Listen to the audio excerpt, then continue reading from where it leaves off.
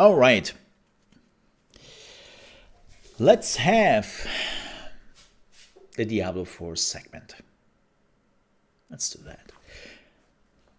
So Diablo 4 is around the corner. We have only 2 days left. And man, we have tons of stuff to talk about. Yes. First things first, as I said before, the preload of Diablo 4 is now available. The preload is now available on Battle.net and I assume also on consoles. If you want to get that, which, by the way, can I just point this out? Expected release by the 6th of June. What do you mean with expected? You should probably know this by now. I know it's a legal thing. It's a legal thing, right? Like I'm pretty sure that's the thing, but still, it's still funny. It's still funny. It's like, hey, so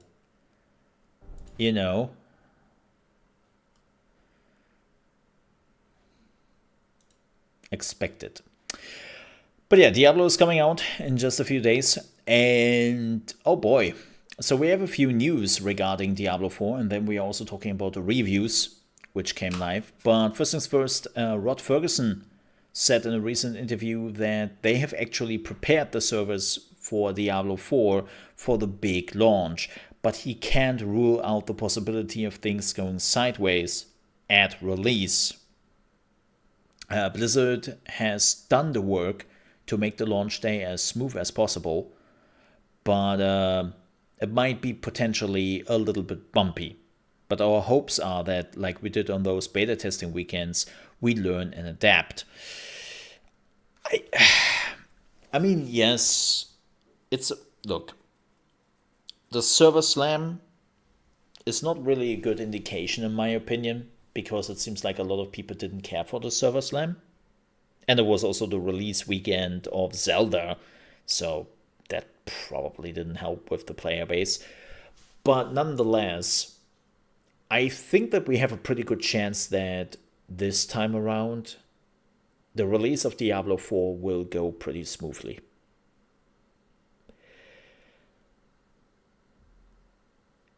Especially when you are looking back at Diablo 3. I know that people will like to point out that, oh my god, do you remember Error 37? Shit, I still remember the error code. Over 10 years ago, I still remember that stupid error code if you wanted to play Diablo 3. And for days, you got that shitty code. There were so many memes around Error 37. Like, I don't even know where to begin. But here's the thing. Things have changed radically. When it comes to server infrastructure, when Blizzard learning from mistakes, like keep in mind, Blizzard had a few gaming and multiplayer releases over that time, and they probably learned a lot from it. Like, please remember that Overwatch was also a completely hyped game. But they learned very quickly and they didn't have any launch issues. They were super prepared for that. Like the launch of Overwatch was really good. I hate to say that, but no, actually I do not. So, did we had some issues with the first beta weekend? Some waiting times, some of them a little bit obscene. Yeah. But there was also their first test. So, I hope they really learned from this. And I hope that we will get an experience which will be good. I think one of the most important things for people will be when they're in they want to stay in. Giggity. No, seriously. Nothing is more frustrating than having like a super long ass queue on release and then you're getting kicked out of the game. Like you're literally getting kicked and you have to wait like another 4 hours before you can actually join the game again.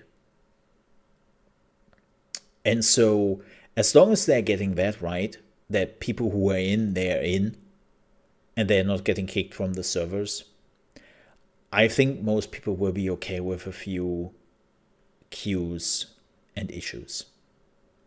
But getting kicked is the worst feeling, and nobody wants that. So I'm just hoping it works. Yeah, they have a chance. They have actually the chance that this might work out. So good for them. Oh yeah, another news. Man. So the Future Gaming Show, aka Games Radar, had an interview with the Diablo developers, right? They had an interview a few days ago with them, and they asked them questions from the community. Well, they didn't. Well, they did, as they claim. But people were actually checking the accounts on Twitter who sent in those questions. And they figured out that those accounts don't exist, or if they exist, they were bot accounts and they were not real, right? And it got so weird that the Future Gaming Show had to put out an email. And they said, we messed up. Awesome. That is not what I wanted to do. Thank you. I don't exist. We know, Sakura. We messed up. This video was originally titled Diablo 4 Devs Answers Your Questions. The intent of the video was for Diablo 4 developers to react to and answer questions from the community. However, the questions we asked the developers were a mix of questions sourced from the Diablo 4 fanbase and from members of the Future Games Show editorial team. Some of the community users and our team members that submitted these questions requested to be made anonymous, so had their usernames and the platform they were submitted on changed for the purpose of this video. The new usernames were randomly generated, but on further investigation, some of these relate to real accounts, albeit inactive accounts with very few posts or followers, that had nothing to do with the creation of this video.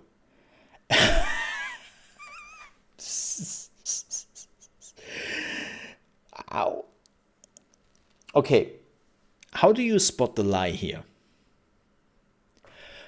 Nobody on the internet will ever come to you and say, oh yeah, I have a gaming question, but please, can you make it anonymous so that people don't know who I am?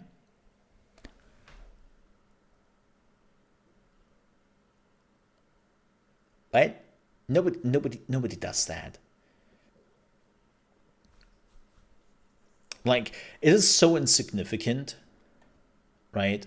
Like, if you have those interviews, 90% of the times they're curveball questions and just super light on things and nobody cares anyways. Like, this is why I didn't watch this video, because I know what will be in this video and I didn't care. But this is just like, this is so insignificant and still hilarious funny that I'm sometimes like, man. And by the way, this is not Blizzard's fault. This is not Blizzard's fault. Like, they had nothing to do with this.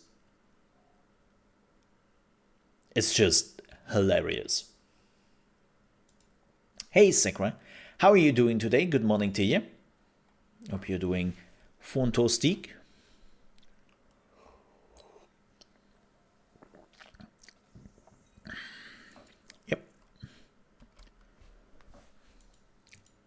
be doing great.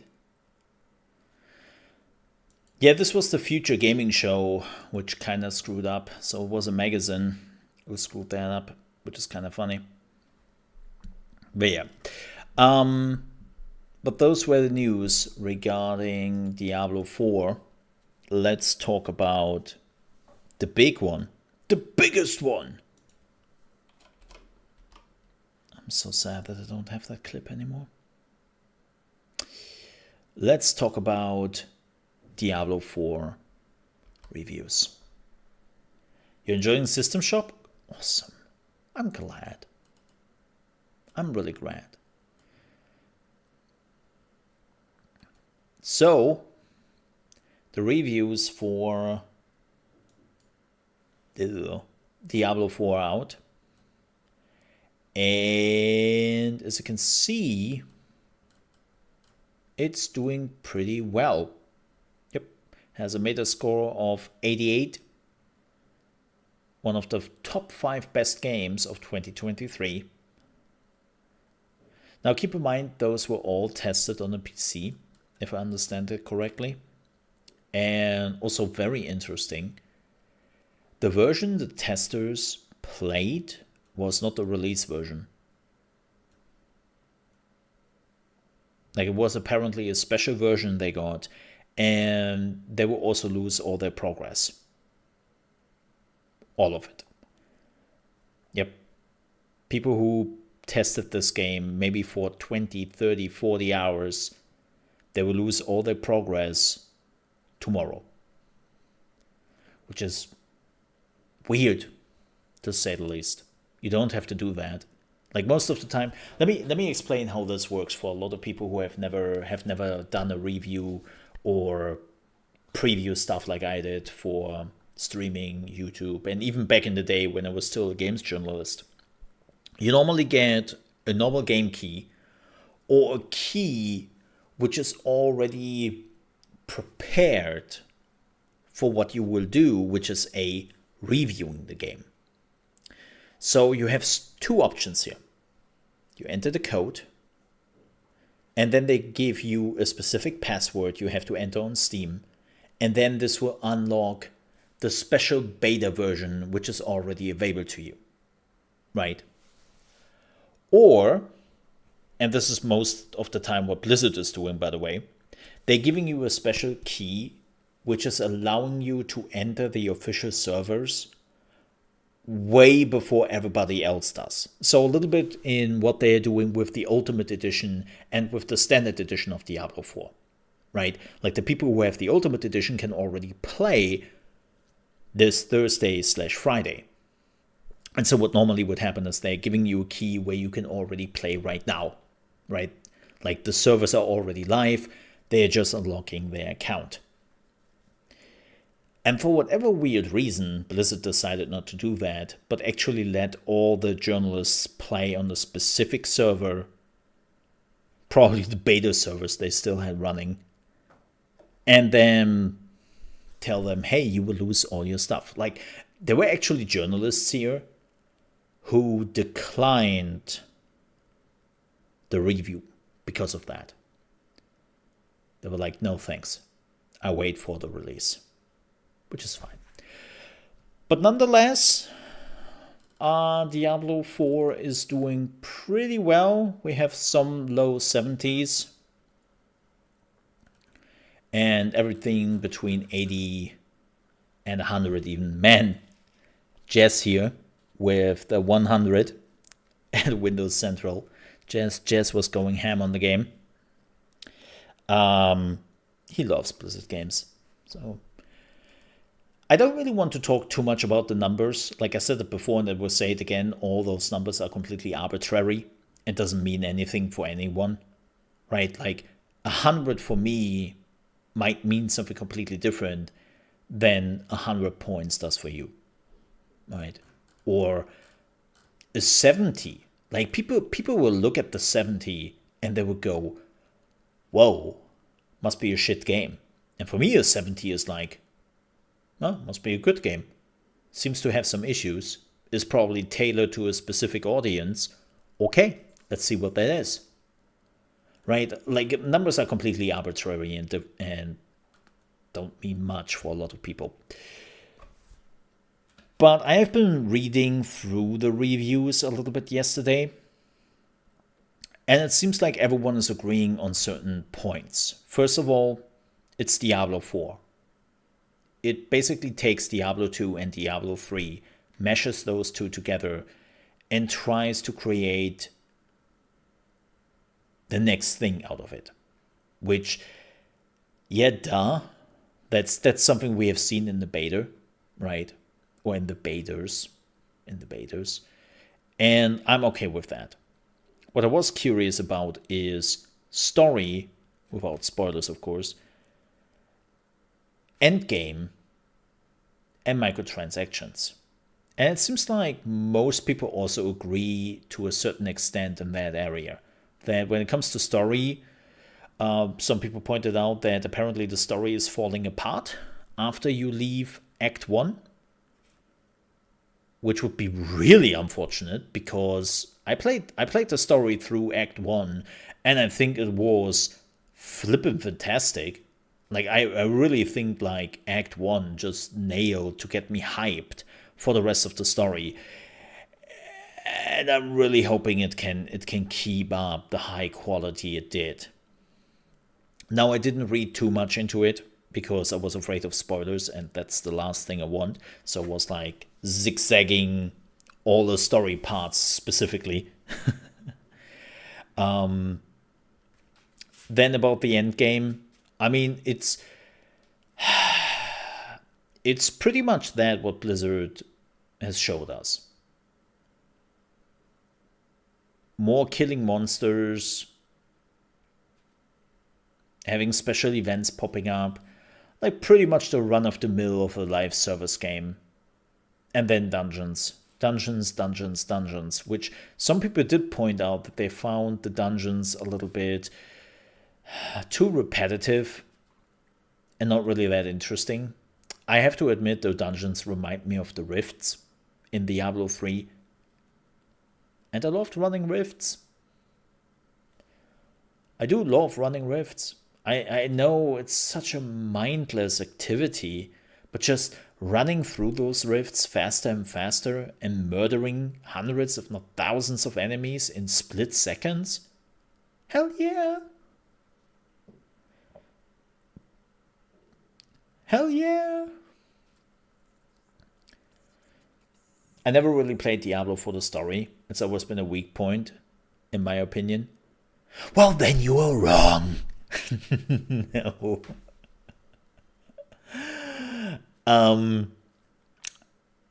Look, as somebody who has actually read like a lot of Diablo lore, I think for what it is worth, it tries a lot. But I would go so far to say that Diablo 3 was actually, like, all the Diablo games were pretty weak in just conveying the story. Like, there were just like a lot of Diablo 2. The amount of reading you had to do outside of the game to get actually an understanding of the story inside the game was pretty problematic. Yeah. And Diablo 3, I found the story so cheap. I will say it. I thought that Diablo 3, the story was pretty cheap. Like, up till the point, till Asmodan, I think the story was fine.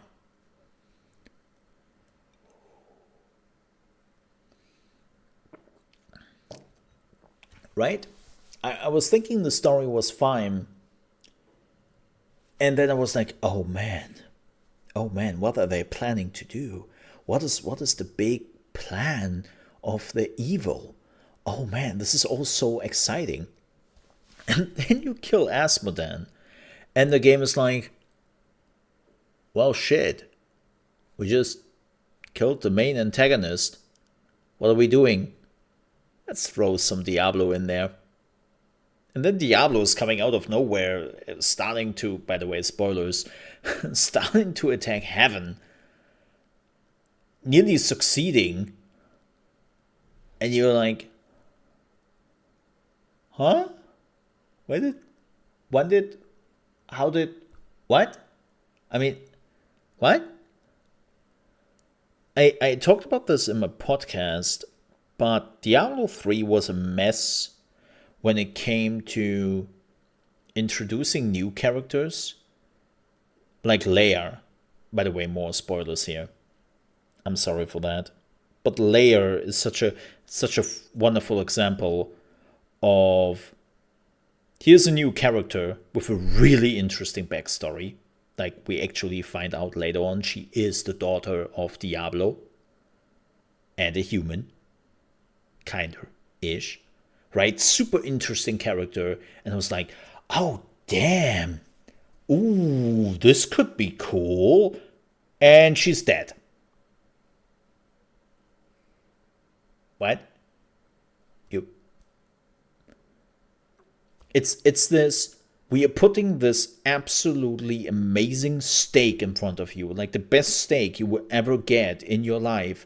We let you taste a little bit of the steak, and then we throw it into the trash.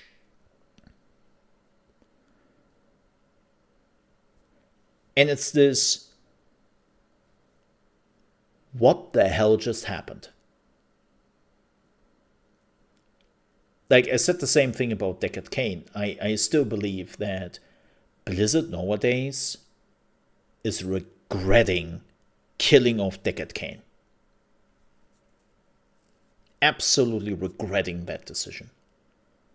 Because, I said it in my podcast, right?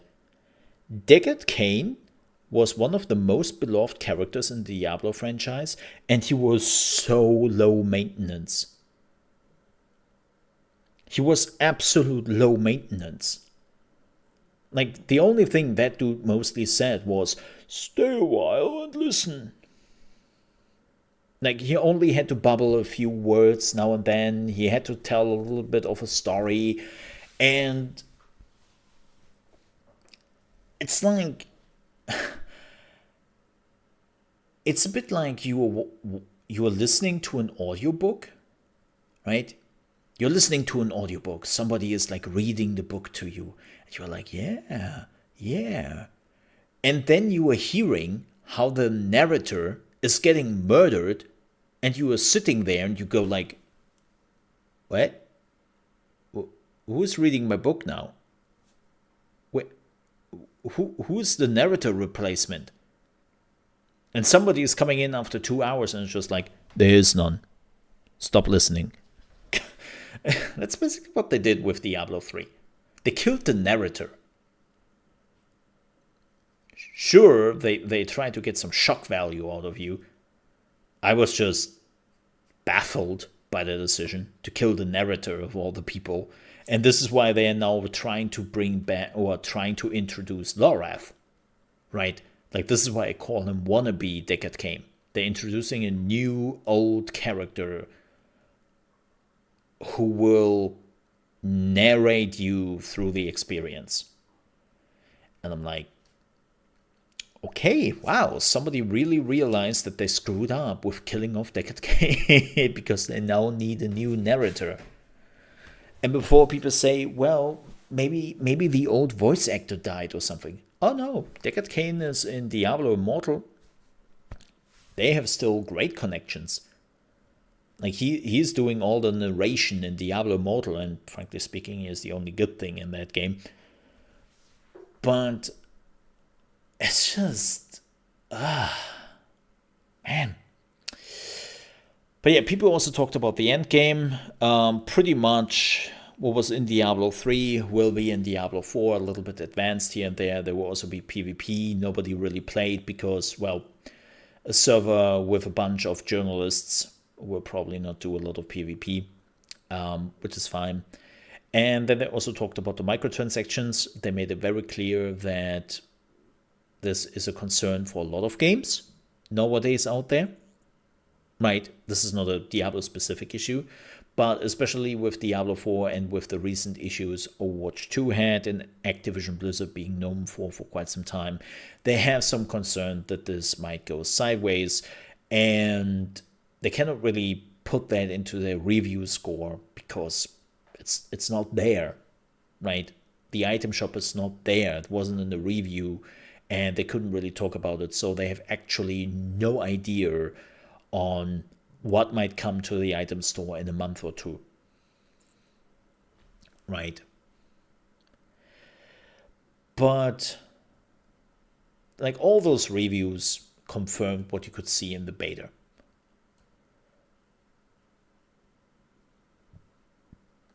And yes, and I found that interesting, some people were actually just ignore the extraneous limb reaching for your wallet. That's a pretty good one. But what they also pointed out, which I find interesting, is that they said, like, yeah, there are some gameplay decisions in this game which were clearly made with a live service game in mind. There's another microtransaction stuff. And it was all those things which I can see. Like, we have all seen in the beta. If you played the beta, I think at that point you actually knew what you were getting yourself into. Right?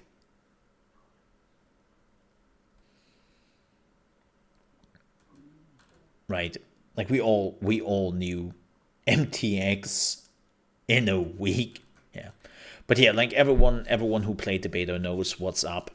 Like, I don't really think that there will be any surprises. The only surprise we will probably get is how much there is in the MTX store. I will be honest here with you, Sakura. I totally believe that the item store will be live on Friday.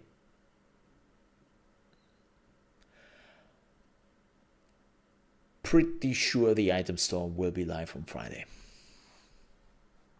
I don't even think they will wait a week. I think it would just be there. Speaking of microtransactions, this is actually something I wanna point out, and I want to talk about that for a hot second. Let me see.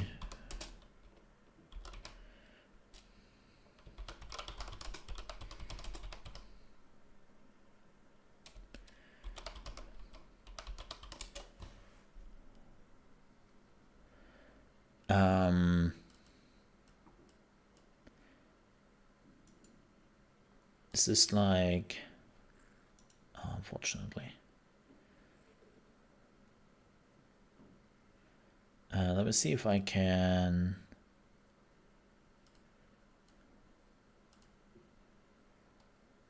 if I can find a picture very quickly to make my point here.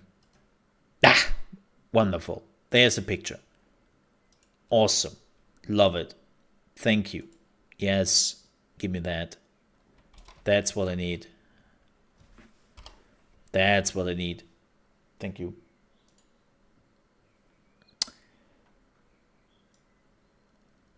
Like, you know what? Boop. Haha.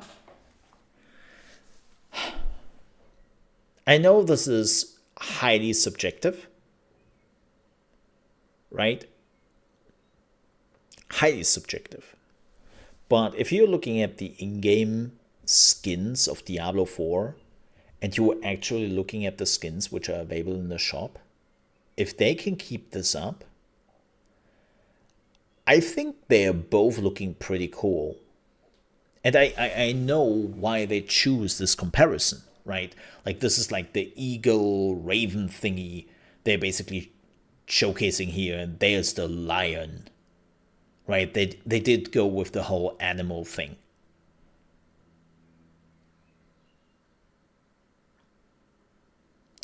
But my point is, I hate the blood, by the way. I hate the blood.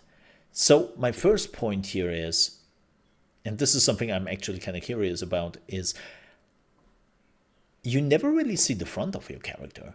Most of the time you see your back, so excuse me. This is a pretty bad comparison, right? Like that is a pretty bad comparison when you think about it, because you would never see your character from the front, always from the back. But you know what I realized, as somebody pointed that out to me yesterday? One of the things we really love in RPGs in general is the build up of your character. How you are literally starting in 2 week-old stains of cloth, right, which is already smelling, and you just look at yourself and you go like, oh yeah, murder hobo. Definitely murder hobo, right? And then over time, you're getting better and better gear, and you really just look more powerful. You look at your character and you go like, yeah, look at that. I mean, let me give you another example. Talking head. Let me give you another example, which I actually have open here. It's kind of funny. Right, this is a screenshot of me and my necromancer set. Right. Like I actually did cut out stuff and make it so that I can use it as a background. But look at that equipment. This looks awesome. This looks absolutely awesome. And it's just something you can find in the game. And so my point is, you would change your equipment in Diablo 4 and you will see the changes, right? How you're getting better and better equipment. When you are buying the shop equipment, though, you will not upgrade. This is how your character will look like all the time. Right there. This is how the character will look like, no matter if you find new equipment or not. And I always found that so non-appealing. I love that the looks of my character change and that they look more and more badass. I know this is, by the way, legendary pieces. If you're wondering, those are legendary pieces. Or uniques, not legendary. Unique. Unique? Legendary? Damn it. I don't know what they're using now, terminology-wise. But just in general speaking, I have no real desire to buy something in the shop when I want to see my character grow and change its equipment now and then. For a horse, that's different. For like a special backpack, that's different, right? But armor in itself, I think if you really want to make people buy your armor sets, you have to go the Black Desert Online route. And I hate that. I hate that so much. So if you don't know what the Black Desert Online route is, it's pretty simple. Your characters look like absolute dog shit in the game. And even later on, they're not changing the looks of the armor quite a bit. Like you look always like you are running around in rags. If you want to look cool, you better shell out $30 in the item shop. And that's the route Black Desert Online took. I hated it for that. I really did. So I'm actually really glad that Diablo 4 is not doing that. And again, like seeing the shop items in comparison to what you can just find in the game,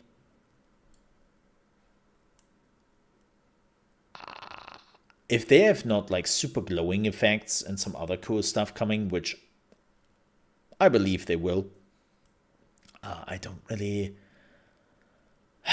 But yeah, reviews for Diablo 4 look really good. And I think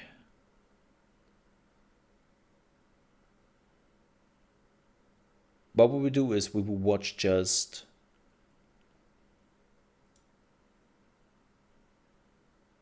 one video here, one review from IGN. I always like to, here's the fun thing, I always like to watch IGN reviews, not because I'm agreeing much with them, but just because IGN is the most casual review giver out there, right? And so many people are watching it and so many people take like knowledge from that review. I'm always super curious to see what their review videos are about. Like seeing your favorite band play their greatest hit live, Diablo 4 is completely awesome to behold, even when you know exactly how the song's going to go. It may not try to push the boundaries of ARPGs, but the tweaks, improvements, and borrowed ideas it does introduce have made this the best Diablo's ever been. Finely tuned combat, extensive build options, are all among the most impressive in the debatable. genre, and its endgame activities are shockingly well thought out. Oh yeah, there's story and some irritating bugs do occasionally throw a wet blanket over the fires of hell, but the 80 hours I've spent in Sanctuary have still been overwhelmingly positive. And even after all that demon slaying, I'm excited to play a whole lot more. Break the chains and discover who you were meant to be. Break the chains. Diablo 4 largely succeeds at modernizing the depths of hell enough to finally match its more recent ARPG peers, like Path of Exile or Lost Ark. I still, by the way, You and up to 3 friends are once more options than Diablo 3 is actually a lie. I still very much believe in that. When you are looking at the talent tree, it's like, does it really have more options than we had in Diablo 3? Or just, is it designed in a way where you believe that you have more options to choose from? Because if you're really looking at the tree, you really realize very quickly that there's not so much there. Yes, the Paragon system. True, but we haven't seen that yet. An endless string of exciting dungeon crawls, Besides of where mastering data your mining. abilities and optimizing your DPS are generally more important than an engaging story or explaining the insane diarrhea of flickering lights that currently occupies the screen. Running dungeons once again captures that enjoyable, compelling loop of killing Oh, that's hordes of the enemies, completing Xbox objectives, interface? and downing That's bosses. interesting. And doing side I've never quests seen to that. learn more about the world's lore is usually a very good time too. I hope you've lined your pockets with healing drops. If you were hoping Diablo 4 I like the would voice shock acting, man. the ARPG world with massive innovations to the genre, however, you're likely to be disappointed in that regard. I don't think that Diablo will ever innovate ever again. Activision Blizzard is now Activision Blizzard, and with that, Blizzard is part of Activision. They've been completely absorbed by it. And like every big publisher, they're not taking risks. They're playing it safe. That is the unfortunate reality we are in. If I want to see innovation, I will look innovation at Last Epoch or Path of Exile 2, which we are probably getting by the end of the year. So, again, as unfortunate as it is, but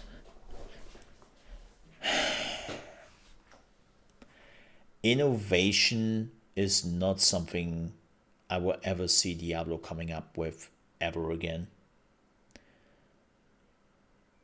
And they will just play it safe, which sucks. I'm not happy about it. I think it's shit, but that's the reality. I'm not expecting much.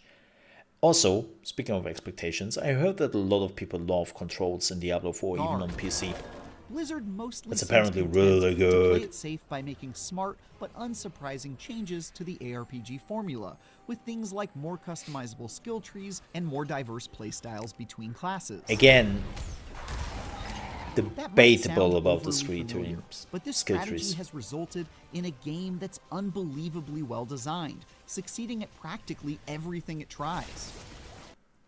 Oh yeah, quick note for everyone wondering if there is a skill up review. No, there isn't, because Blizzard apparently only allowed 20 minutes of gameplay, and he had more to talk about in its review, so he couldn't do that. I have to say though, well, you could have just repeated the gameplay and everyone would have been fine with it, or you could have just used some B-roll stuff. So I do understand though that he is taking a stance here and says, nah, I just want to use my footage and I don't want to like repeatedly use the same footage over and over at a review. And you know what? I get that. Diablo 4's story probably isn't going to win any awards, but it's still a massive step in the right direction compared to its predecessor. The result isn't really matter like combat, Nope. build crafting, hunting for gear, and especially the end game. Diablo 4 absolutely Jumping through the story knocks part. it out of the park. All 5 character classes are a ton of fun to play as. The rogue darts around to deal extreme damage in an exhilarating high-risk, high-reward trade-off. The sorcerer creates horrifying cocktails of destruction, like this disgusting lightning build I brewed up to stun everything around me constantly. The More like necromancer looked it raises and up manipulates the corpses on of my fallen YouTube enemies channel. to carry out their foul desires. The barbarian is an expert in all forms of Hulk smashing, who can charge forward to destroy everything in their path. And the druid uses their anamorph abilities to wail I on heard demons, druid is with really probably the good. most build diversity of any class. Yeah, like the moment you can actually now Gear unlock substantially affects your the paths you might speciality. choose to take a character down. For example, you might get a magical It's apparently pair of really hands that heal strong. you when standing close to enemies, warranting a shift in your build from slaying enemies from afar to something close quarters. Or maybe, like me, you'll get devilishly lucky when you find a weapon that sometimes casts 2 lightning spells for the price of 1, leading to some absolute mayhem. Trying out new builds and experimenting with powerful equipment is one of the best parts of Diablo 4. I mean, like in Diablo 3, it's pretty simple.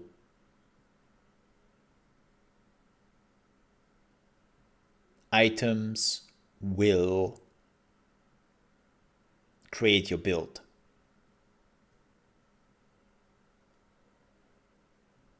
You will have to find an item and then you can start to do your builds. Like the items will define your builds. I spent most of my Hey, time on PvP. my sorcerer, where I continuously discovered new and extremely rude ways to be the best glass cannon I could be, like equipping an ice Without shield PvP. that froze enemies for the sin of attacking me to remove said shield. That's unfortunate. The variety of systems available to optimize your character are so numerous that it can be pretty dizzying at first, even for a Diablo veteran like me. But when properly mastered, this is easily one of the best build crafting toolboxes of all time. Whether it's the dense skill trees, the endgame Paragon boards and powerful glyphs that can be upgraded and socketed into them, I'm interested plethora about the of loot Paragon options system though. across various world tiers and rarity levels, the gems and vendor upgrades you can use to make that Gems. equipment even better, or the fact that gear perks can be tweaked to optimize them for a certain build. Blizzard seems to have thought of just about everything. And all that control meant I never came close to feeling like my time wasn't being respected when a loot drop didn't happen to go my way.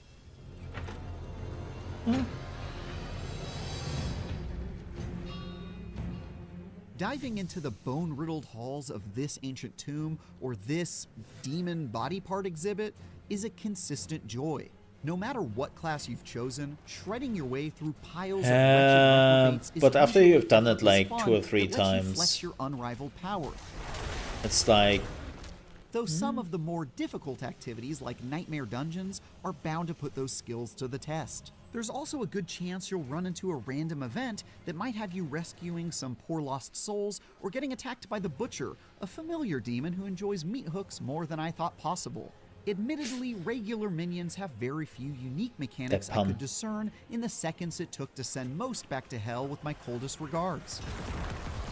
But you do get the occasional breath of fresh air, like shamans that summon new enemies to the battlefield, making their executions a high priority, which already existed since Diablo 2? Dungeon bosses have a bit of a similar inconsistency. I can only fight so many big floating demon wizards called the Curator or some such nonsense before it all just blends together into one big pile of satisfyingly defeated gore.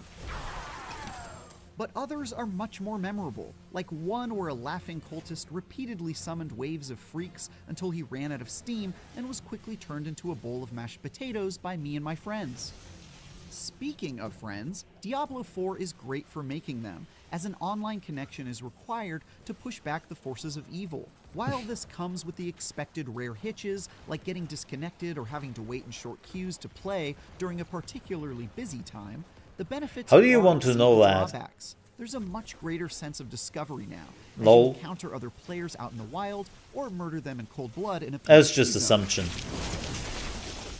And those chance encounters when you're taking down a world boss, for example, can turn into new online friends. It's especially cool that trading and clans seem to have greatly increased in prominence compared to previous Diablo games. And there's a real sense of community around taking down endgame group activities together. That's the kind of magic you can get in an online game, and I'm very excited to see what ridiculous shenanigans the community gets up to. Actually, we would take a look at the boss. Optimizing your build and coordinating with your squad means nothing if there aren't endgame activities waiting to be conquered. And Diablo IV has quite possibly the best day one endgame experience I've seen. Once you've beaten the campaign, you'll be able to run bounties for the extremely creepy Tree of Whispers, which spawns new activities infinitely, aka Adventure Mode. Loot drops. Doing so at higher world tiers also gives you keys to Nightmare Dungeons, which are more challenging versions aka of Greater existing Rift levels keys. that add crazy stuff, like an invincible crystal that That- magically chases you while you fight souped-up enemies. To make this very clear, I don't have a problem with those things. I'm not complaining about those things. I mean, I'm here for those. I love them in Diablo 3 and I will love them in Diablo 4, right? I just making fun of the IGN person basically make this sound like as this is something they have never seen before in a video game. It's like right with the shamans who are not teleporting but resurrecting their fallen brethren, and they are like, oh my god, you have to focus on them. And it's like, are you kidding me? Those dudes existed since Diablo 2. And what? Were they? They were not in Diablo 1, right? I know that the small ones, the fallen, were in Diablo 1, but I think the shamans were not. I think the shamans were not. Yeah. So, it's a bit like, I was around level 43 when I finished the campaign, but at level 50, you'll also be ready to tackle the first. This is so interesting, by the way. This is the information a lot of people have been looking for, because there was this discussion in the Diablo community that when do you actually finish the campaign? And a lot of people thought that you could just level from 1 to 50 by just playing the campaign. And it turns out that's apparently not the case. The campaign is much quicker than the actual end game, which is fascinating. Because in Diablo 3,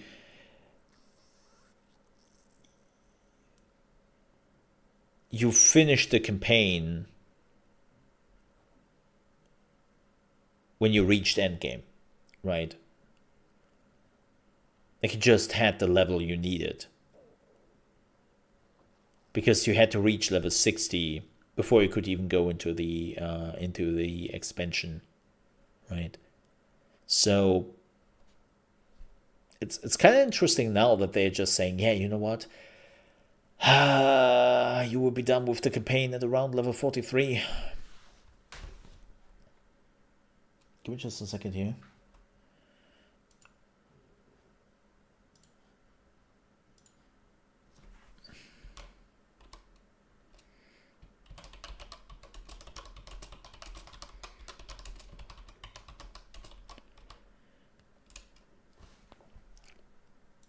So it's this, how much side activities do you have to do? Like, how much makes sense? Like, I'm really curious to test that out. And it seems like everyone played World Tier 2,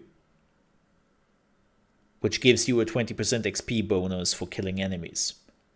Capstone Dungeon, a mostly by-the-numbers dungeon that serves as a power check to Wow. unlock the 3rd world tier, and Wow. which grants access to a variety of new activities and loot Wait, drops what? that magically chases you. But at level 50, you'll also be ready to tackle the first Capstone Dungeon. Show a that again. mostly by-the-numbers dungeon. That is 3 uniques in a World Tier 2 dungeon. That's crazy. That's absolutely crazy. Now, of course, granted, we don't like, there are lots of uniques in the game, so the chance that you are getting actually the unique you want that's a bit iffy. But still, it's kind of crazy that they're giving you so much. That serves as a power check to unlock the 3rd world tier, and which grants access to a variety of new activities and loot drop ranks. One completely You want to get awesome to nightmare as addition quickly as are possible. Helltide events, which cause blood to rain from the sky in certain zones, and uber deadly enemies swarm everywhere. Killing them I wonder what the with lowest level are nonsensically people will named actually manage to do aberrant cinders without those dying capstone allows you to open dungeons special in chests reality. that are positively crammed with sacred loot, like this. But PvP is possibly the endgame activity with the longest tail. You'll Oh! find 2 PvP, the endgame activity. Well, first of all, crammed with sacred loot, like this. 5 sacred items?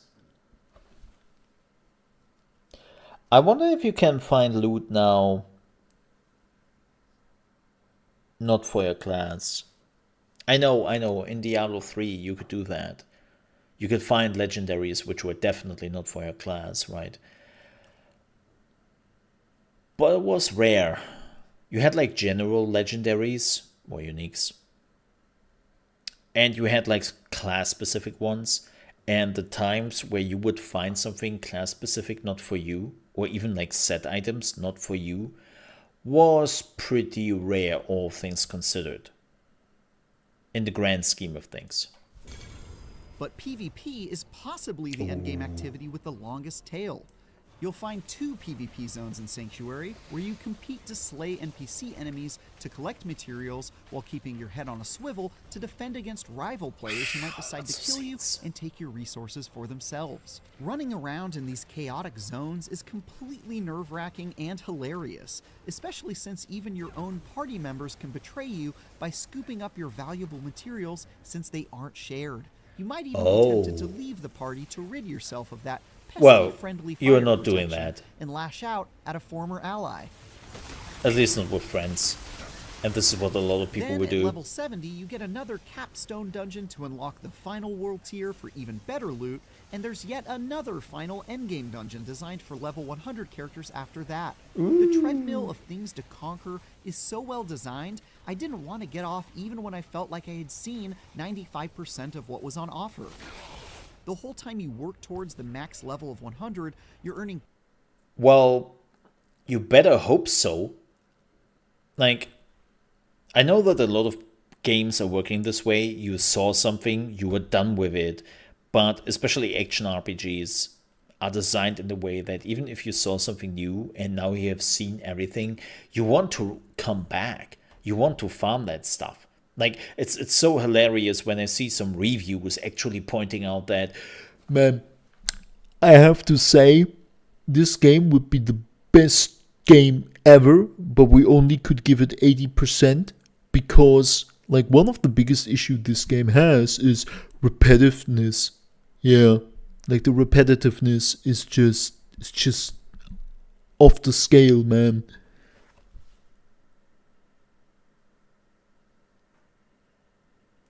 What? Are you complaining in an action RPG that you have to farm?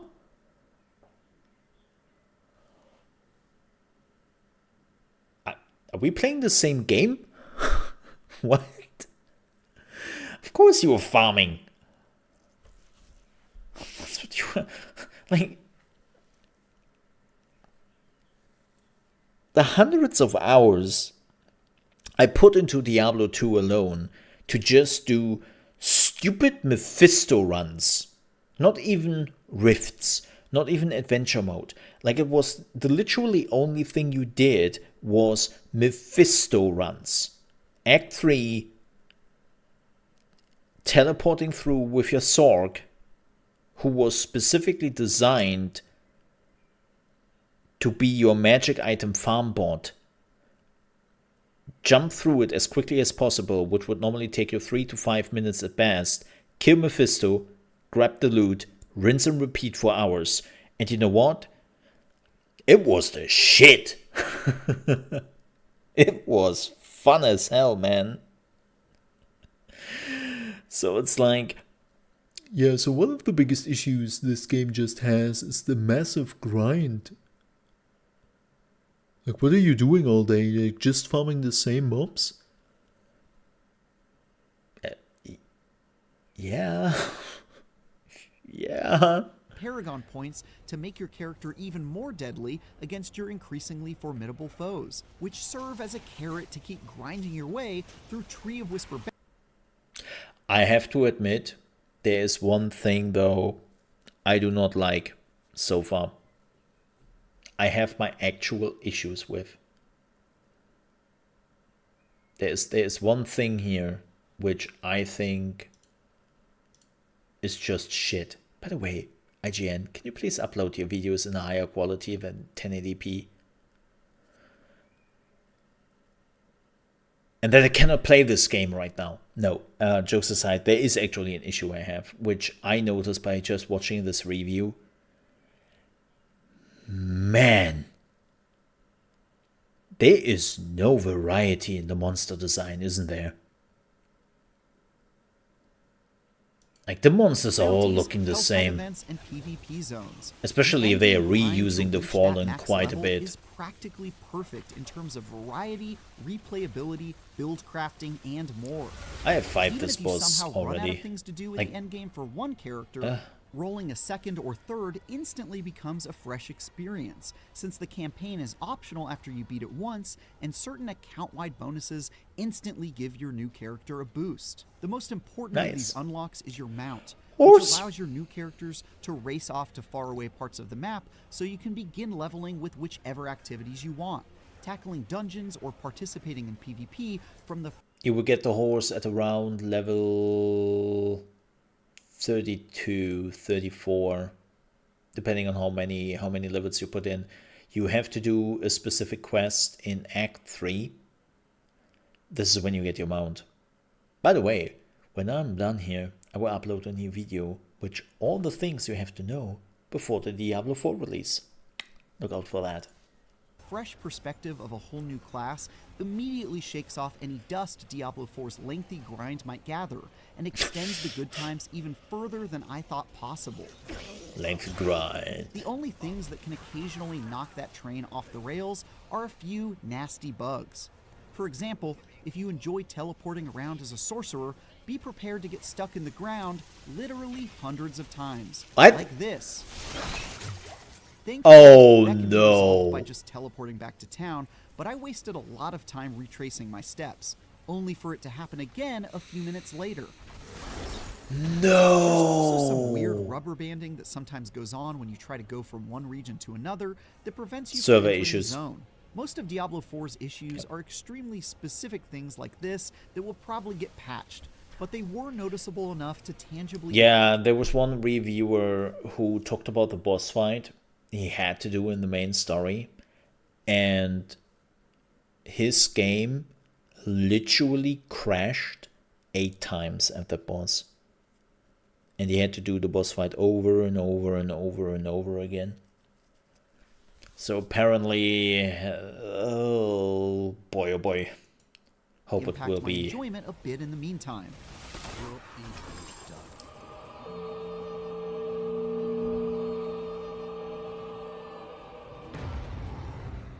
Diablo IV is a stunning sequel with near-perfect endgame and progression design that makes it absolutely excruciating to put down. The story is disappointing, despite still being a noticeable improvement that needs squashing. But the combat, the loot game, and both the sights and sounds of this world are impressive enough to smooth over those rough edges. Diablo IV takes the strategy of refining things the series already did so well rather than giving it a massive overhaul. And that careful and reverent path has shaped this massive sequel into one of the most polished ARPGs ever created, which makes slicing through the legions of the damned a hell of a Oh, good he time. played on Xbox Series. Cool. For more, check out our reviews of Gollum and The Legend of Zelda. No, we would definitely not do that. Hey, that's pretty neat, right? That's pretty neat. Pretty happy with that.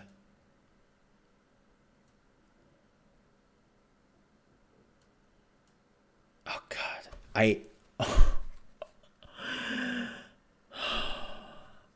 I'm seeing some Diablo videos here, and you know what the worst part is? I know it's all clickbait, and it sucks so much that this is what YouTube became. But when I see the numbers on the video, right, I'm like, yeah, it works. It works. It just works. Like you have all those guides with like, this is the best build. This is the best build. No, this is the best build. This is the tier list. And I'm just over it. I just can't. Funny, granted, I have 2 build tier list thingies on my channel, but you know what?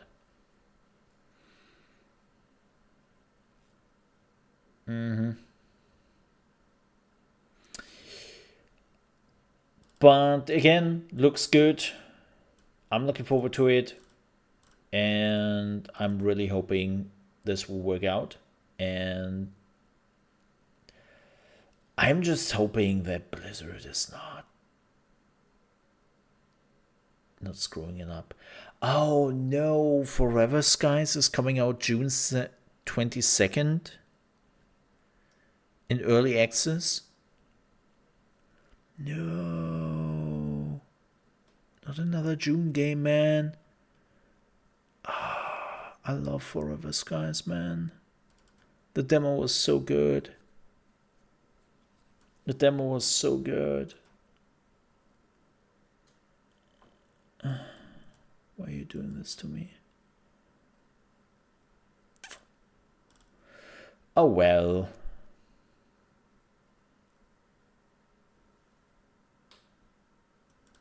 Oh well. Okay, but yeah, as I said, like Diablo looks really good. Really looking forward to it. And the reviews sound fantastic. Now, speaking of which,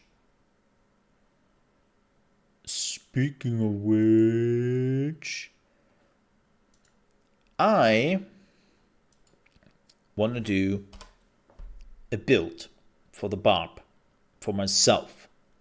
This is not a video. This is not like, this is the build everyone should play when playing Diablo 4, right? No, this is like for me having some fun. Before we do this, I will take a super quick bio break, and I will be back in just 2 minutes. I really just have to go to the toilet and grab something new to drink, and then we will actually do our build for the release of the Barbarian on Friday. See you in just a few minutes.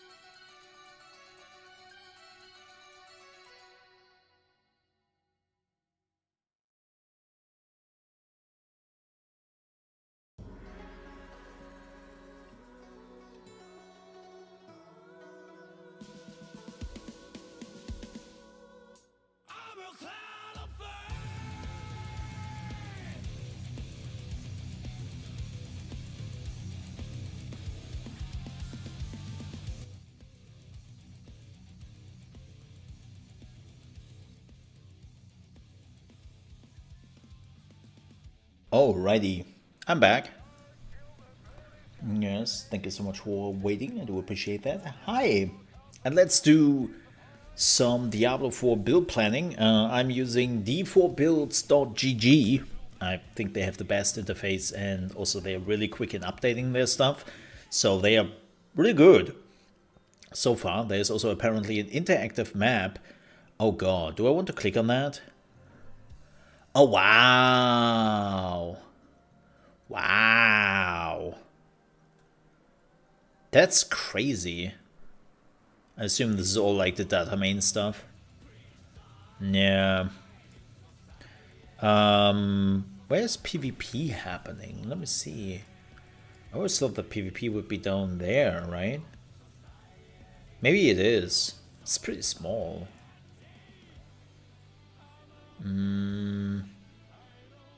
I wonder.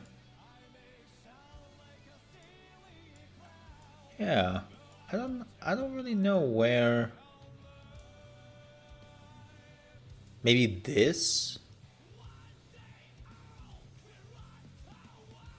Danger. Maybe? Huh. No. I always thought that there shouldn't be anything else in the region. Ooh, this looks interesting. I'm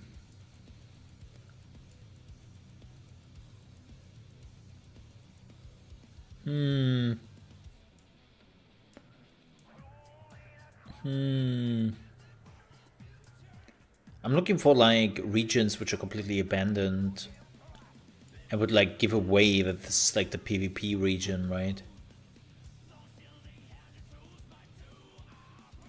Maybe it's this. This looks pretty abandoned.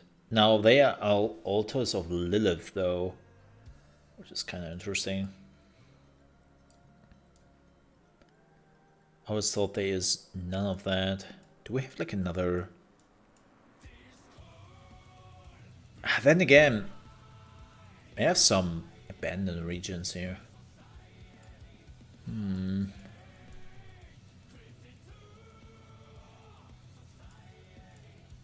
Yeah. Weird. I don't know exactly where the second PvP zone would be. I mean, the world boss zones are pretty easy to spot.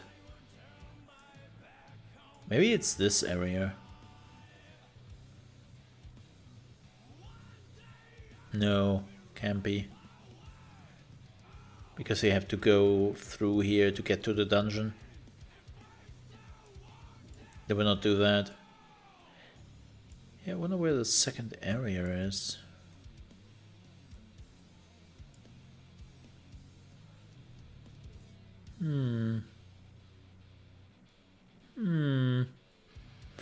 I have to use my head and think. I can see that this is like a PvP area. Right? It seems to be like a pretty good place if that is the case. Like it's pretty disconnected.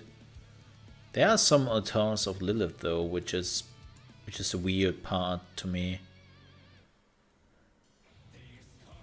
Oh. They don't have whatever this area is. Interesting. Maybe spoilers?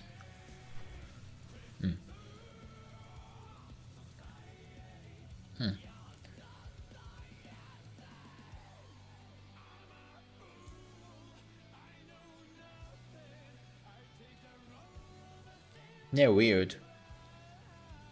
Well, I think we have to figure that out when the game is coming out. No need to dwell on that. But let's go back to our build planner and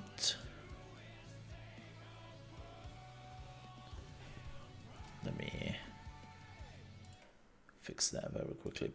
Boop. Enough music. Alrighty. We will not go into the Paragon system, even though Like, this is pretty much data mined till this point. But then again, it's like I want to see it in action before I do anything with it. So let's assume we have to reach level 50. We have to do some side activities. So we are giving ourselves 3 to 4 extra points we can get. I think that's doable, right?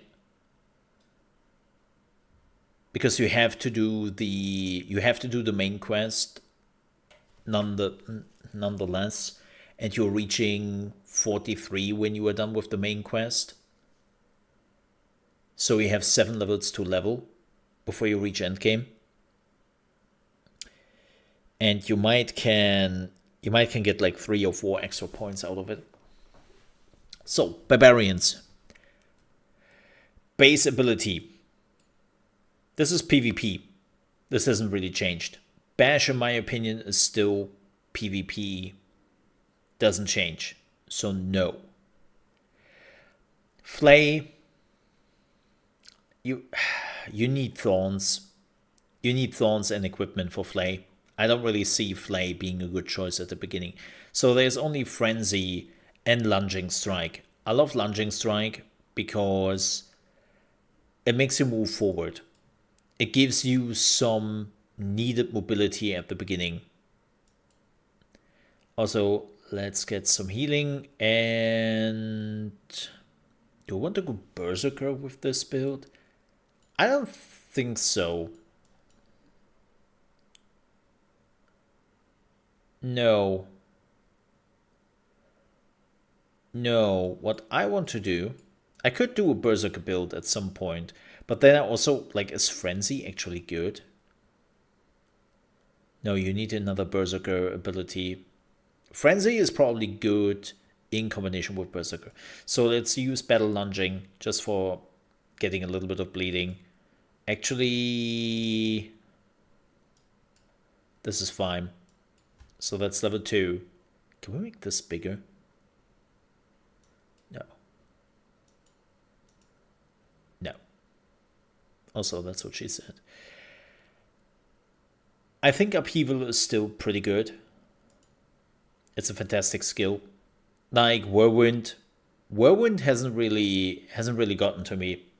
I don't know what it is, but I tested some Whirlwind off stream with my barb, and it just doesn't click. It just... No, she did not. Wait, can we make it bigger? I mean, what? You don't know that? What? Back to the topic. Like, again, Whirlwind, nah. Rend is really just good if you want to go Rend anyways. I think Double Swing could be good depending on which weapon you are utilizing. And Hammer of the Ancients. I don't know if Hammer of the Ancients is actually good. I think Hammer of the Ancients will be the thing. I mean, actually, I think Hammer of the Ancient is actually really good with Furious Hammer of the Ancient. Like, you're using Hammer of the Ancient, and then you're going down this path. No, we're not going vulnerable. We are not getting basic skill, generate more fury when using two-handed weapons.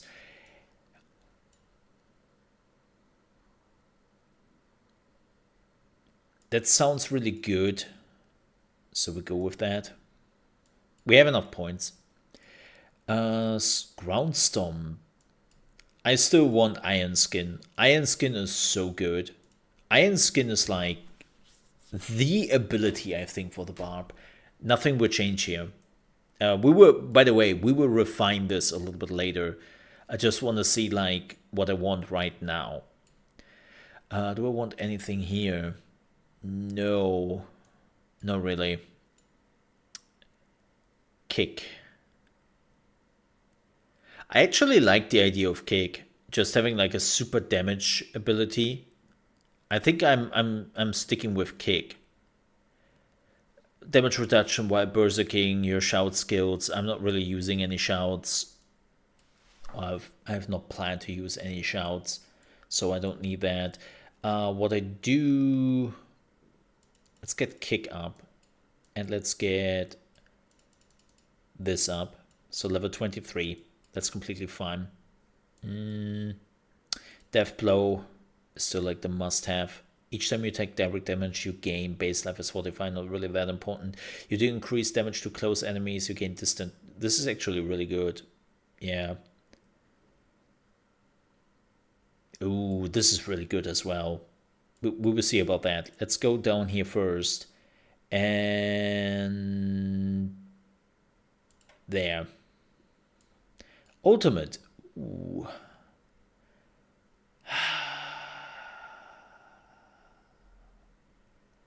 I am not sure about that. I think Iron Maelstrom is the one I want.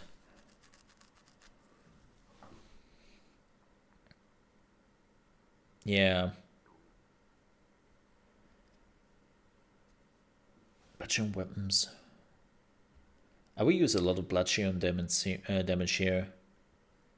Increase damage if the enemy is stunned. Yeah, that's shit. I hate the stun stuff. We go this. No, we're not swapping weapons too often, so this is kind of useless.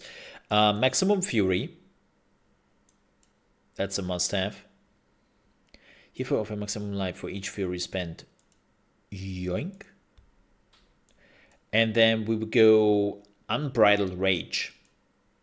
Core skills deal 135% increased damage, but cost 100% more Fury. Makes totally sense because that's what we are going for, right? Does this one had a...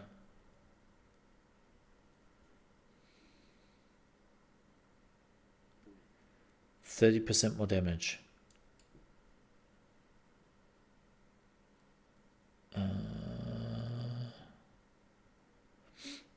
1% additional damage for each point of fury you had when using it.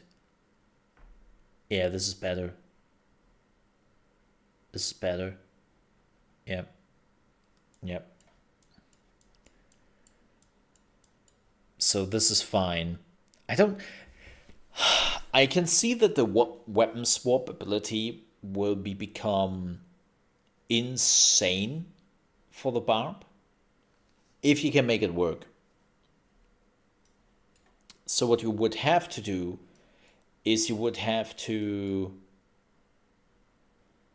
use Frenzy or Flay, one of the two. Then Double Swing or one of the upheaval ones. Plus another Death Blow or Rapture to like really get like the swapping going. I'm so curious if I could make like a swap build work. What else do we want? Attack speed increase while using one-handed weapons, not really important. While using two-handed weapons, you deal increased critical strike damage. That sounds pretty neato. Let's use those one with overpower. What I also would like to take is this. You deal increased damage to injured enemies. And dealing direct damage with a weapon mastery skill causes the next core skill to make enemies vulnerable. No, not important. This is not important, I think. I can put some points in Death Blow. And then I would nearly say we're good. Take some swiftness in there. Just being faster. Yeah. I think this is doable till 50. I think this is actually doable. Yeah. Maybe I'm using Frenzy to get more Fury. So this would be my... Gaining a lot of Fury. Kick is the most damage attack. So we have already played that in the stress test, right? So it worked. The thing with Kick is it has a pretty high cooldown. and you actually have like 1 or 2 attacks you can push out in between before kick is coming back. So yeah, kick is cool. The extra damage. By the way, I hope they fix this because the knockback was still there and that was pretty annoying. So we are using then Hammer of the Ancients in between. I'm really thinking about switching over to Frenzy, but I'm not sure. I don't think so. I like the lunging strike. Yeah. It's pretty neat. Okay. This could work. I like this. Like, it's very, very DPS heavy. Now, keep in mind, this is a build for leveling, and more importantly, this is a build without equipment. I'm not planning any equipment while I'm leveling, because it's so hard to do that. It is so hard to comprehend like how much loot you would be able to get. Right? So, nah. Let's do another one. Claire. So now I would like to do...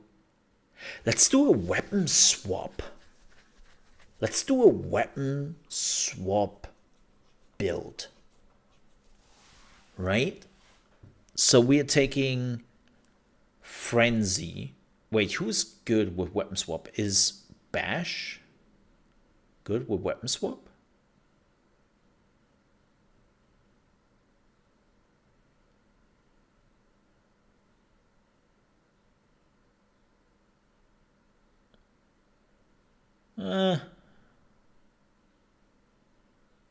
No, really.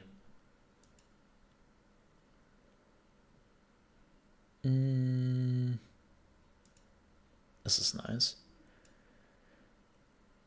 Lucky hit, yes, okay. I don't need that. I need a two-handed weapon, probably Upheaval. Upheaval sounds pretty good for that. Iron Skin is going in there as per usual. It's just too good. I love the, by the way, additional max life. Do we need anything here this time? Maybe a shout.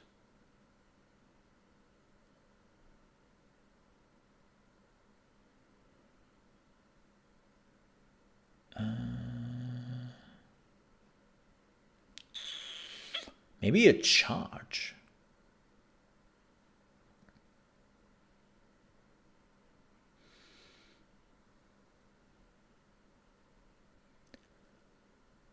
Let's take a leap instead.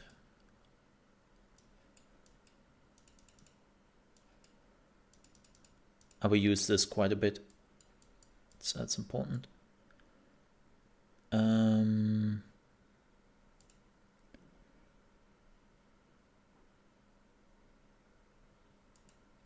It's pretty neat. We can leave it at that.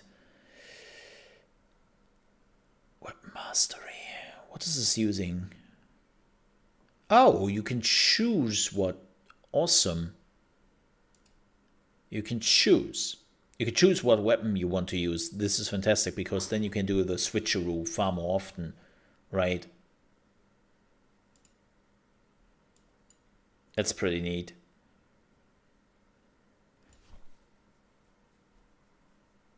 I wonder if we should like weapon swap Berserker. No, Berserker.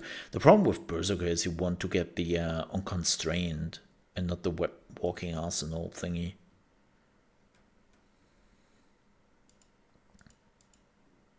Can use that. Ultimate. Let's use Iron Maelstrom. Yes, we are swapping weapons quite a bit. We're using that.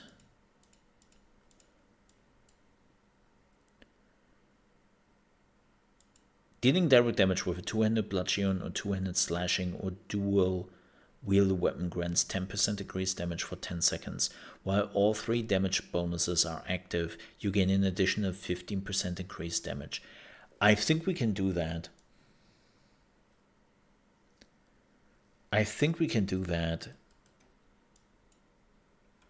Right, so we can upgrade this now.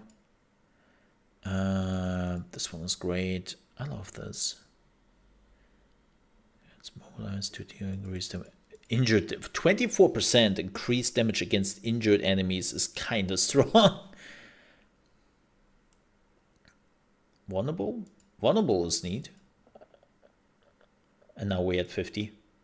And then we are putting 3 points in here, and we should be good. So this would be my weapon swap build, I would say. So you're using Frenzy, which is dual wield, right? Then you're using your upheaval to activate it, and in between you're using your death blow, which you can just decide, like this would be a two-handed sword, which is attacking. The same goes for the Iron Maelstrom. You're saying those two are like your two-handed swords you're utilizing. And the thing is, of course, if you are screwing up the death blow and it goes on a cooldown, you have to wait for 15 seconds. How much is the buff active? 6 seconds. So you would have a downtime, at least in boss fights, to keep that buff up.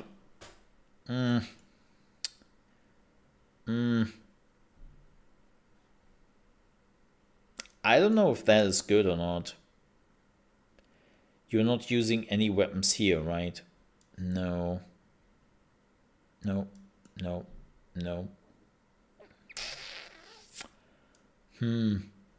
think it's the only way to really do it.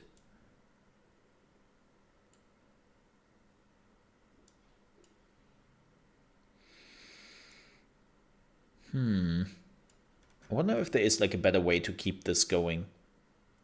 Then of course, okay, let me cheat a little bit here. Let me cheat. Oh my.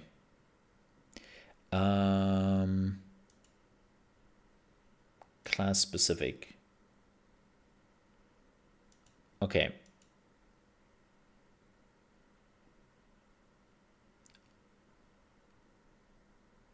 This is all barbarian. Oh, those are just the... I hate that.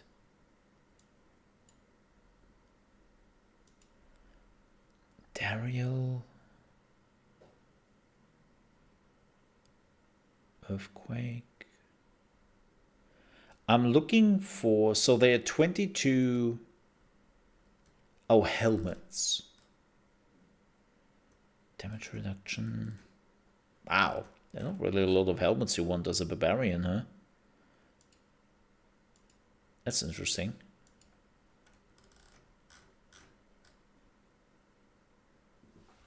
Huh. Why? Oh, wow. That's pretty good. Gain thorns. Okay.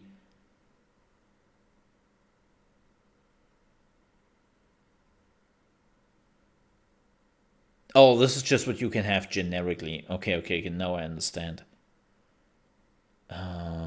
Anything with arsenal?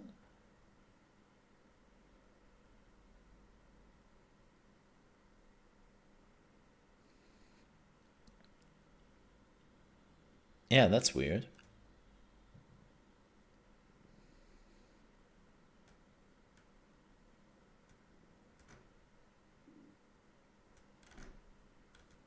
Huh. Any weapons? Oh. Nope. Oh god, so many weapons. Oh god. The Hellhammer. Ooh. Overkill. God, there's so many things. Yeah, okay. I mean, this is for leveling anyway, so this is useless. The last thing I would like to do is a frenzy build, and I will back in just 1 minute here. Give me just 1 minute.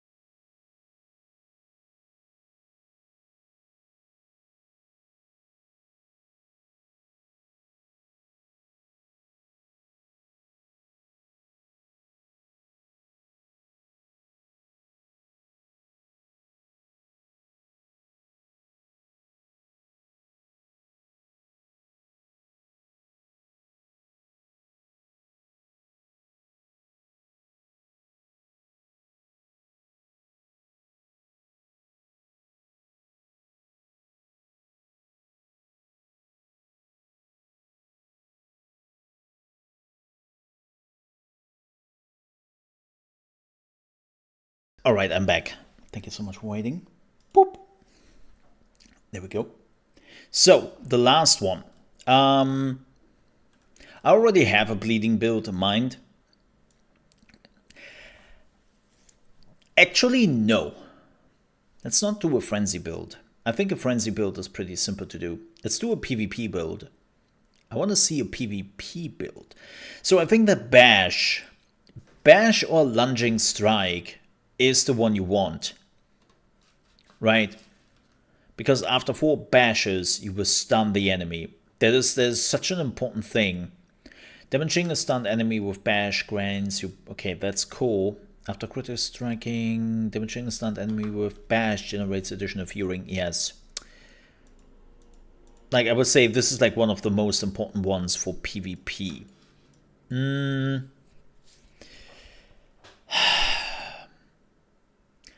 I think...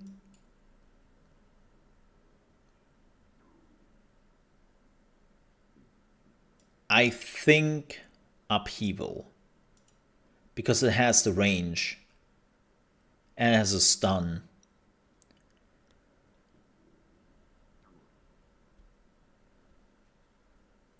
And the normal damage.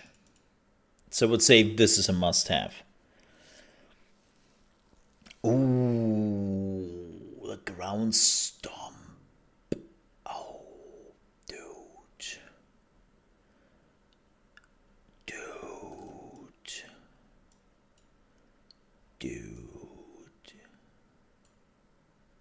I think the chains will be pretty important. Chain, ground stomp, bam, bam, bam. I can see like the CC sequence here already. Just kind of, but then again, you have only what? 6 abilities. So 1, 2, 3, 4, 5, 6. Screwed. That sucks. You have to make a decision if you want to get the iron skin. Or if you want to get Stomp. I think I will try Stomp first. Yeah. 4-second stun. Brutal. Reduce the cooldown of elements, give 1 second for each enemy damage by the ground stomp. And the fury. Yeah, I can see that this is working just absolutely fine together in PvP. Maximum health. This is not important. A leap or a charge? Probably a leap. Movement speed is absolutely key. Reduce the duration of control impairing effects. That's absolutely key. Leap. Yes. Yes. We take... Ooh, this is probably also really important. We take Steel Grasp. vulnerable, that's fine. Berserking, an additional charge, super important. Ultimate. I'm thinking actually about Call of the Ancients. It's just something you can call in. And we would like to take... I think Unbridled Rage is probably the one I want. Yeah. Probably, I'd say. Your skill using bloodshed and weapons deal increased damage if the enemy is stunned or vulnerable. That is such an important thing. Skill using bloodshed and weapons. Oh, this is a lucky hit. This sucks. Oh, we have to get that for the other build. Call of the Ancients full. This is important. While you have fortify over 50% of your maximum life, you deal increased damage. Yes, more fortify.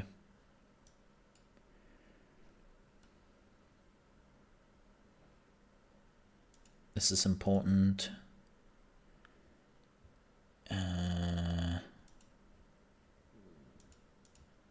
Oh, damn. This is important.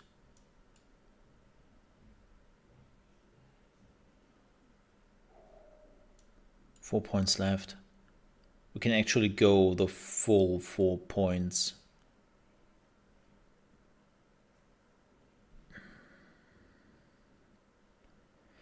That's the thing with lucky hits. I don't know how easy it would be to get lucky hit later on in the game. That's my biggest concern I have is like, how easy is it to get lucky hit on your stats? Right, because you're starting out with 3%. The same goes with overpower. Where's lucky hit? Why is this, by the way? Oh, because it doesn't calculate. Where's lucky hit?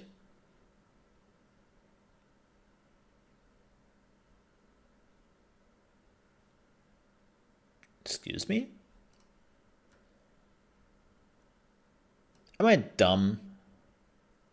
Please don't answer that. Yeah. Lucky hit is not here. Oh, I'm blind. Heh. Okay. But I think it's still pretty tough to find. So the idea actually is oh wow, it reduces the cooldown. Shit, you have to put points in here. Okay, like here's the thing, this is PvP, and so in PvP I'm actually calculating with the full 60 points. I'm actually calculating with all 60 points in place with PvP, to make that absolutely clear. So, wait, this is reducing the cooldown, right? Oh shit, it does.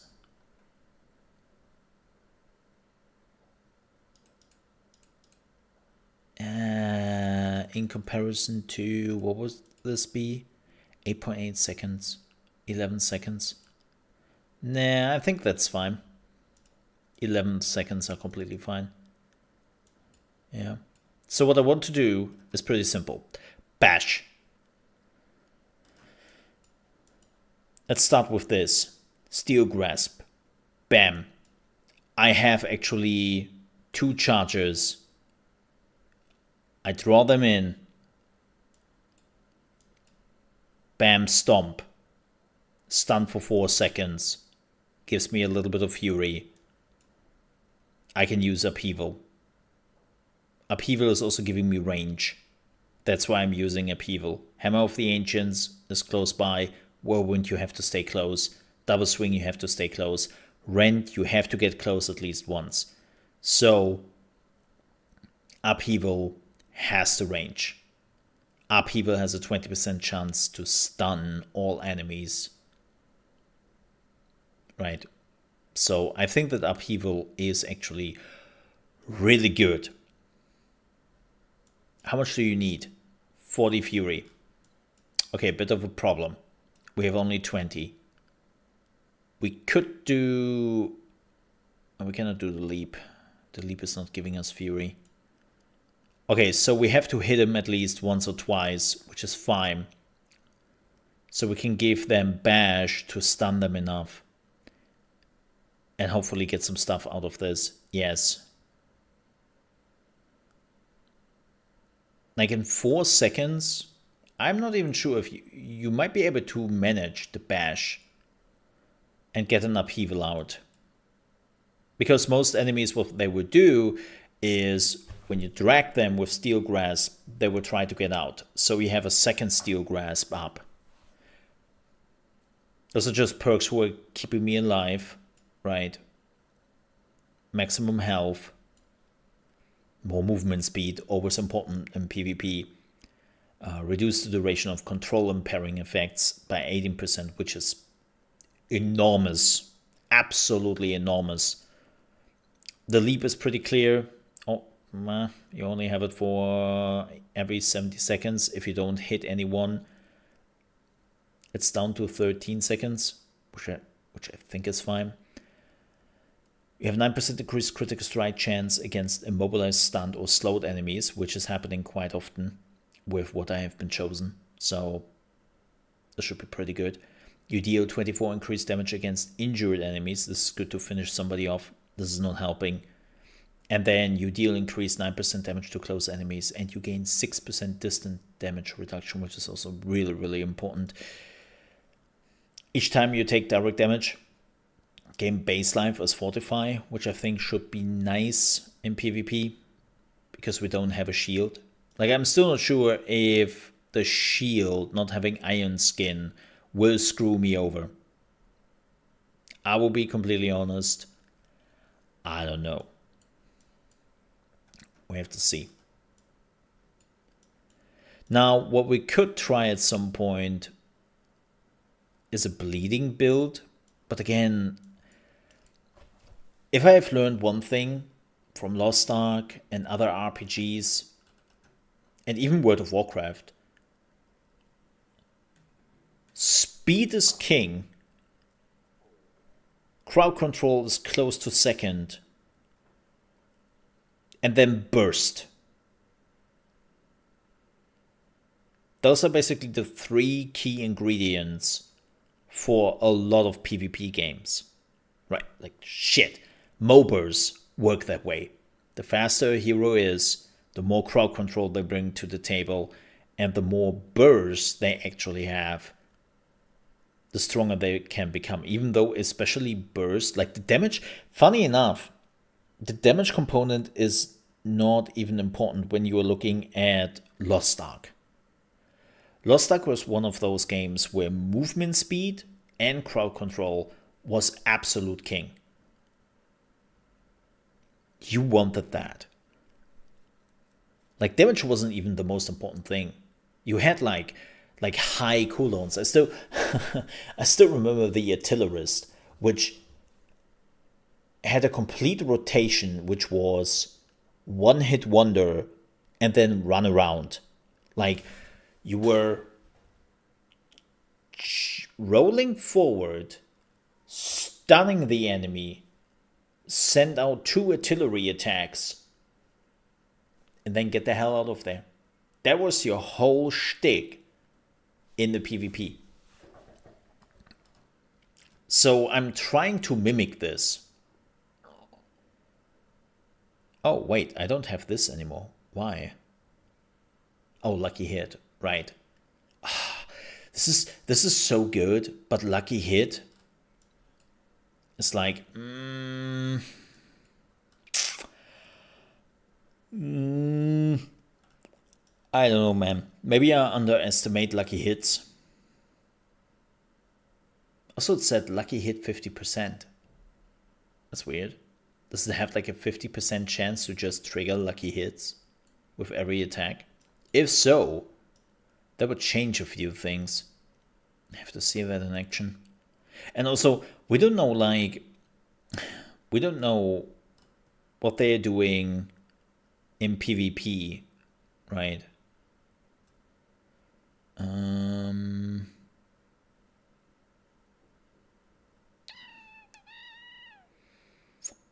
Do they talk about PvP here? Okay, they're not taking into account some of the stats, it seems. Yeah, there are definitely some things missing. Okay. Again, Paragon system, I don't really... I'm not even sure if I want to go... If I want to put points into the Paragon system.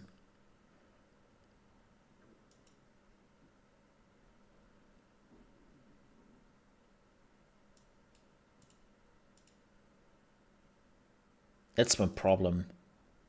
Because I don't really know how quickly you can get Paragon points and so on and so forth. Like, putting points into the Paragon system, for me at least, is a bit useless. Glyph socket. Yeah. This would take so much to get the Paragon system going.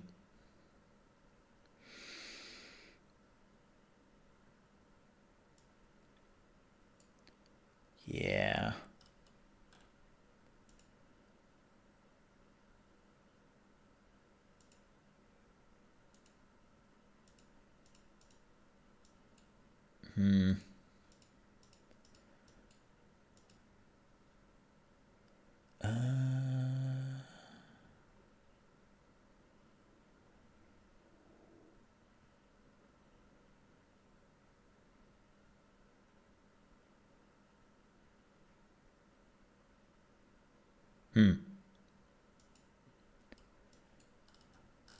Wow, they've really data mined like the whole thing. That's crazy. They've really done that, huh? Damn, man.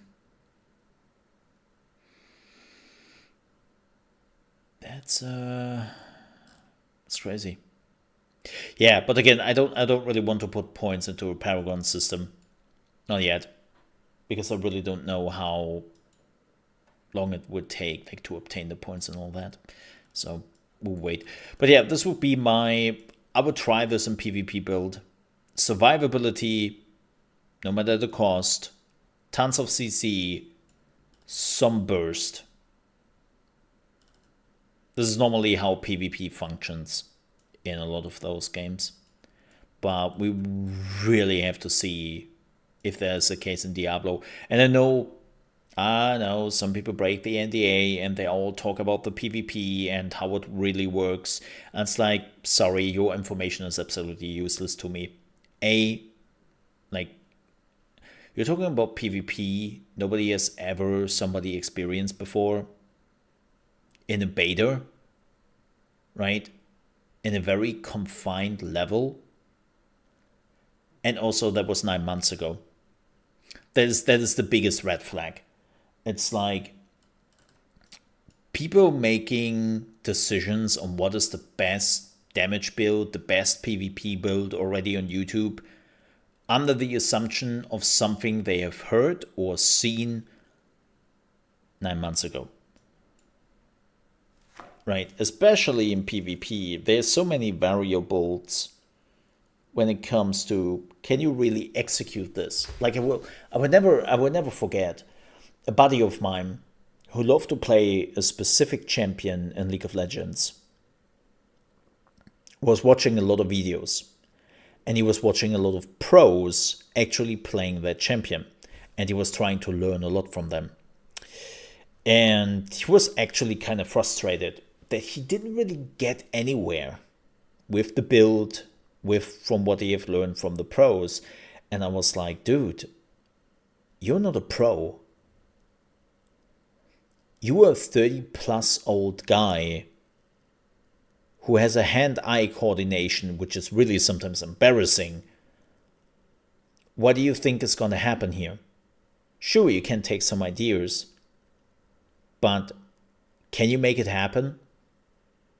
Like, especially when you have like a lot of back in the day, there were quite a bit of ability or quite a bit of items which you could activate in League of Legends. I know it's not the case anymore today, but there were like a lot of activation items. So you had to specifically manage to pull off a certain combination of skills and then a certain combination of items in a direct order to make that thing work. And I was like, look, I don't want to sound like a dick, but you're not good at that. That is not your area of expertise. What are you trying to accomplish here? You need to learn mechanics first. It's not just that. It's also like you know me.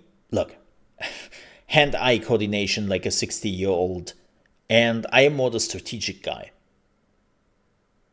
I'm good at having plans, at executing strategies, and see the big picture. When it comes to individual skill and being just fast, I'm not even in this universe. I'm somewhere else, sitting in a corner, and just be like, please don't find me, please don't find me, please don't find me. Like, that is my weakness, right? And I know that. I am not good in individual fighting, individual challenges when it comes to PvP or even PvE in games. I mean, holy shit, look at my Battlefield play. Right? Like, if you want to see amazing aim and just people getting headshotted, you're watching Shroud. You're not watching me.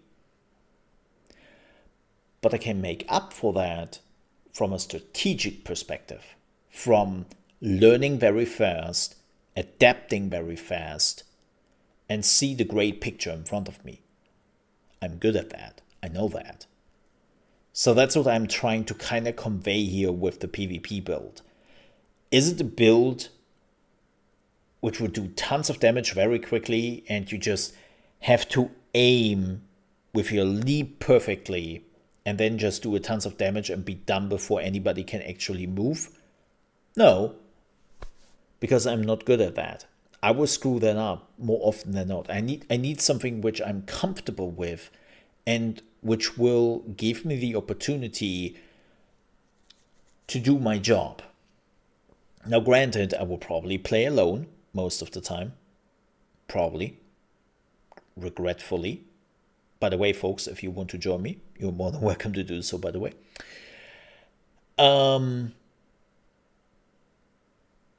Especially PvP. But I don't see myself in PvP as the super duper DPS. Right? Especially because Blizzard is also giving us a PvP stat, which is reducing like all the damage income by 94% or whatever it is. Right? They're giving us that super stat. So I don't think that damage in itself will be that important in the PvP of Diablo 4.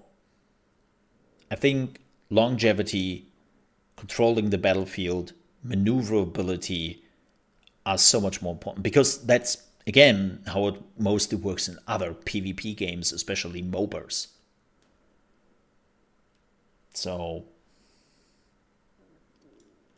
yeah, I think this could work. We will see. I might be completely wrong, and after a week we all know that which is like the best builds in PvP. But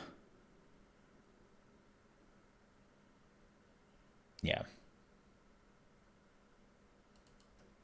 Yeah.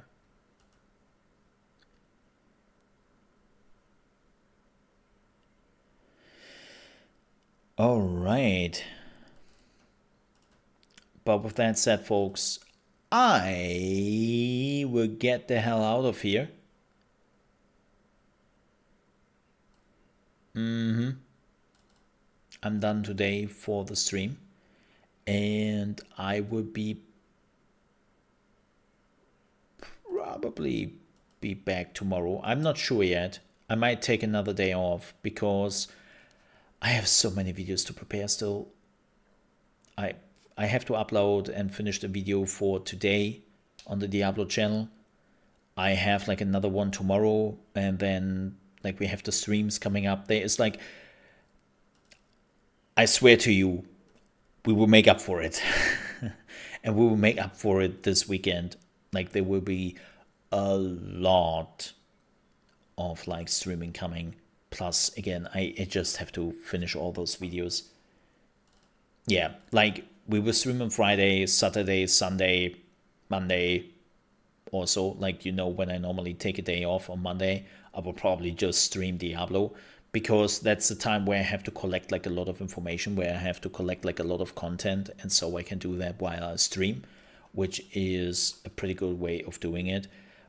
But so that means I need a little bit of time for all the other stuff I'm also doing on the YouTube channels to just prepare them in advance, that I'm not running into this, oh shit, I've streamed for 10 hours today, but I also still need to make like 2 videos. This is not gonna happen, right? So I have to make absolutely sure that that is not happening. Yes. But again, thank you again so much for watching. I will be back, if not tomorrow, definitely on Friday, with a quick mole in the morning and your gaming news. And then, of course, Diablo 4. Plus, please don't forget, starting next week on Thursday, it is E3, not E3. So if you are like, man, Mo, I don't want to watch you playing Diablo, well, good news. Starting on Thursday next week, it's E3, not E3, baby. You know?